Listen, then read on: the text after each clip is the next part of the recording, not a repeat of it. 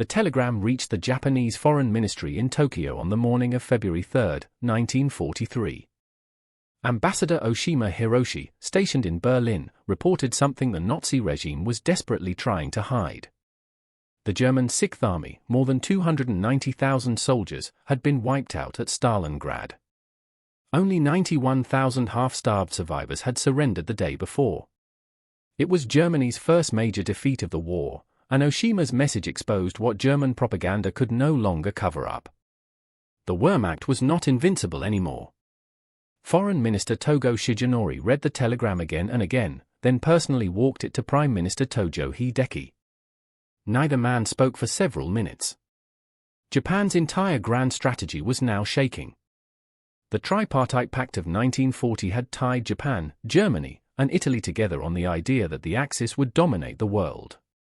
Germany would crush the Soviet Union and Britain. Japan would take Asia and the Pacific. Together, they would force the United States to accept a new order.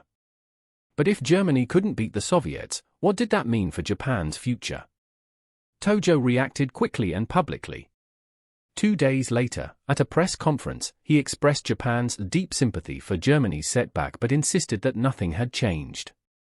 The Greater East Asia War and the European War are one struggle, he said. Temporary reverses cannot change the final outcome.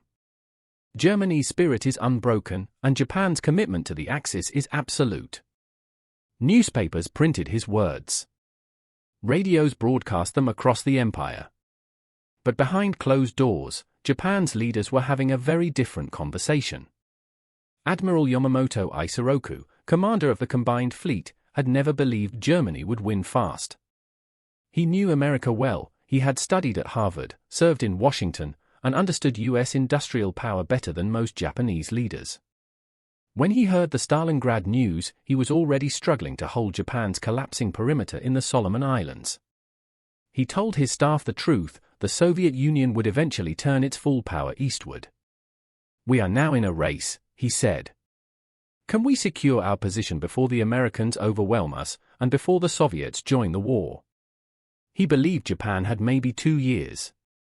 He would be dead in 4 months, shot down over Bougainville after the Americans decoded his travel plans. The army saw Stalingrad differently.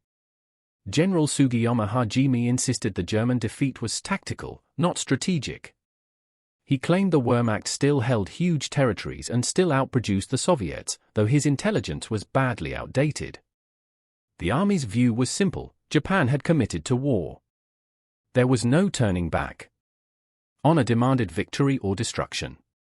If Germany was weakening, then Japan had to fight harder. The idea that the Axis could actually lose was still unthinkable in army headquarters. But inside the navy, doubts were rising. Admiral Yonai Mitsumasa began keeping a secret diary in early 1943. After the war, his entries shocked historians. "The German reversal troubles me greatly," he wrote in March. "If they cannot defeat Russia with all their strength, what hope do we have against America's limitless resources? Yet I cannot say these things aloud. To question victory is to risk being called a traitor."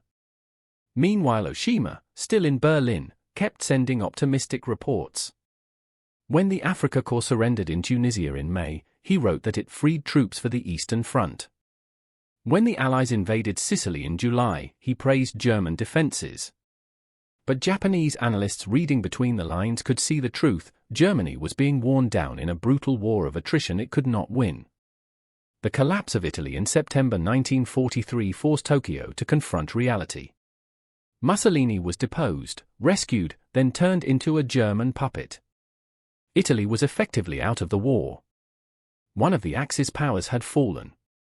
The Supreme War Council met in emergency session. For the first time, defeat was discussed, not openly, but in careful, coded words. Should Japan seek peace with China or the Soviet Union to save resources for the Pacific War? The army said no: peace would show weakness and invite demands for unconditional surrender. The Navy warned that Japan was running out of ships and fuel, and diplomacy might be the only way out. No decision was reached. Japan continued on its same path. Foreign Minister Shigemitsu Mamoru quietly began sounding out Soviet diplomats to see if Moscow might mediate peace. The Soviets, still neutral with Japan but already planning to enter the war later, gave vague answers. They were waiting to see how low Germany would sink before making their move. In Berlin, things kept getting worse. The Soviets retook Kiev in November. The siege of Leningrad broke in January. By spring 1944, the Red Army was nearing Poland. Oshima's reports became strained, filled with excuses about strategic withdrawals and new German weapons that would supposedly change everything. He repeated German hopes that Britain and America would eventually team up with Germany against the Soviet Union. Some in Tokyo clung to these fantasies because the truth was too terrifying. But Japan's own intelligence painted the real picture. By early 1944, German casualties on the Eastern Front were over 3 million. The Luftwaffe was being destroyed by US and British bombing. Germany still produced weapons, but raw materials were running out. Romanian oil, Germany's lifeline, was under attack. Then came June 6, 1944, D-Day. The Allies opened a second front. Whatever illusions remained in Tokyo vanished. Germany was now being crushed from both east and west. The Supreme War Council met again. This time, Navy Minister Yonai spoke plainly: Germany would lose within a year. The only question was whether their resistance could buy Japan time to negotiate better terms. Prime Minister Tojo tried to stay optimistic, but his control was fading. When Saipan fell in July, putting American bombers in range of Japan itself, Tojo resigned. General Koiso Kuniaki replaced him, but without a new strategy. Japan's real situation was now exposed. The merchant fleet had shrunk from 6 million tons to less than 2 million, and was still sinking fast. American submarines were choking Japan's supply lines. Oil from the Dutch East Indies, the main reason for Japan's war, had nearly stopped. The once powerful combined fleet barely had fuel to train its pilots. Germany's collapse split Japan's leadership into 3 camps. 1. The peace faction. Led by Yonai and diplomats, they believed Japan's position was hopeless and peace must be sought immediately. 2. The moderates. Including Prime Minister Koiso, they wanted to keep fighting but also explore diplomacy, especially through the Soviets. 3. The diehards. Mostly army officers, who insisted that surrender was impossible. Japan must fight to the last man to protect the emperor and force a negotiated peace. Through late 1944 and early 1945, these factions argued as Germany collapsed. Oshima's cables from Berlin grew desperate. He wrote of new wonder weapons and unbroken German morale. But he also reported, in subtle coded ways, that Berlin was preparing for siege and burning documents. When Manila fell in February 1945, the war reached Japan's doorstep. And in Europe, Germany was nearly finished.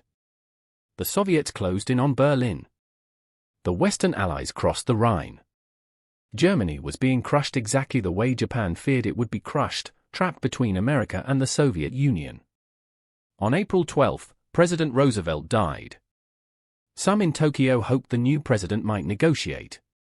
But Harry Truman quickly made it clear, unconditional surrender remained the only option. Oshima's last real report from Berlin came on April 20, Hitler's birthday. He described a small, grim ceremony inside the bunker. Soon after, he fled the city. On April 30, Hitler committed suicide.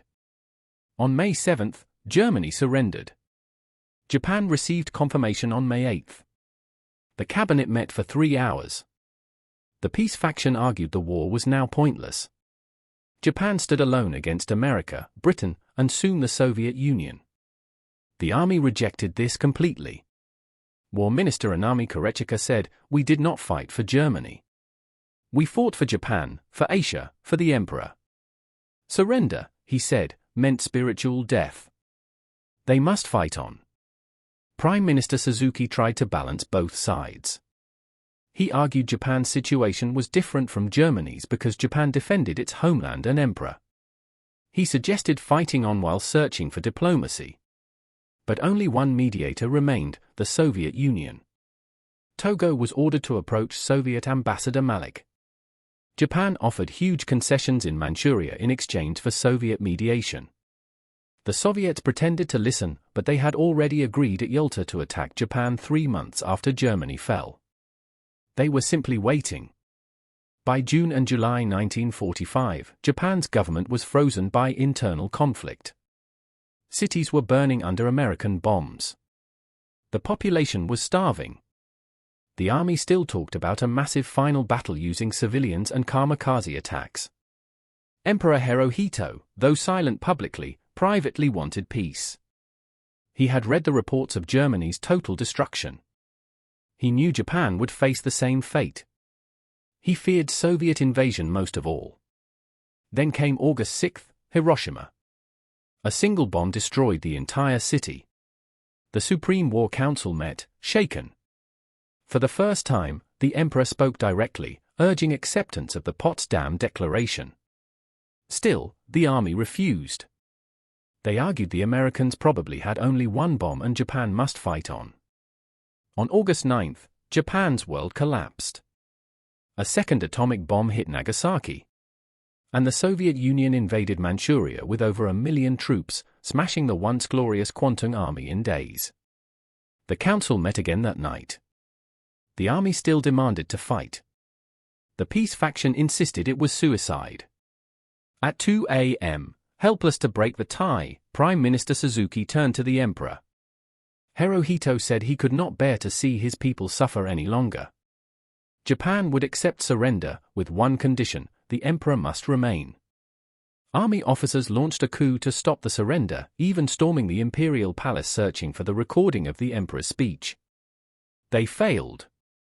On August 15, 1945, the emperor's voice was broadcast for the first time in history. He never used the word surrender, but everyone understood. He spoke of a new and terrible bomb, of the Soviet entry into the war, and then said a line that revealed everything Japan had understood since Germany began losing. The war situation has developed not necessarily to Japan's advantage, while the general trends of the world have turned against her. That the general trends of the world, Germany's collapse, had determined Japan's fate long before Hiroshima or the Soviet invasion. After the surrender, some debates became public. Admiral Nagano openly said, "From the moment Germany could not defeat the Soviet Union, our war became unwinnable. We fought 2 more years because we could not agree on how to lose." War Minister Anami committed suicide on August 15, leaving a note. "I apologize with my death for my great crime." Ambassador Oshima was arrested and later testified that he had believed in German victory almost to the end. His overly hopeful reports had helped fuel Japan's unrealistic expectations. Japan had joined the war believing in German power. Germany's defeat at Stalingrad shattered that belief. Italy's surrender confirmed it. D-Day made it undeniable. And when Germany finally fell, Japan stood alone against impossible odds. What Japanese leaders said as Germany lost varied. Some doubted early, some stayed optimistic, some didn't care because honor mattered more than survival. But all knew, deep down, that Japan had tied its fate to a doomed partner. And because they could not agree on ending the war, they marched their nation toward devastation. The price of that paralysis was measured in burned cities, starvation, and hundreds of thousands of lives lost in the final months of a war that had effectively been decided on the battlefields of Stalingrad, Normandy, and Berlin. Japan saw Germany fall. They understood what it meant. And yet, they kept marching forward, into the fire.